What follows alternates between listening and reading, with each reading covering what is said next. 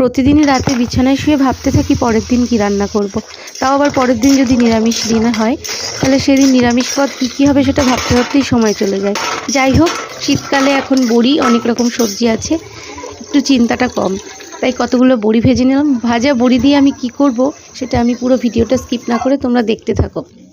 এদিকে একটা বেগুন এনেছিল বাজার থেকে, খুব সুন্দর। বেগুনটা ধুয়ে তেল মাখিয়ে মাঝখান দিয়ে চিড়ে দেখে নিলাম বেগুনটায় পোকা আছে নাকি, আর বেগুনটা পুড়িয়ে নিলাম কাঠের উনুনে। বেগুনটা পোড়ানোর পর এবার বেগুনটাকে পুরো পরিষ্কার করে ধুয়ে নেব।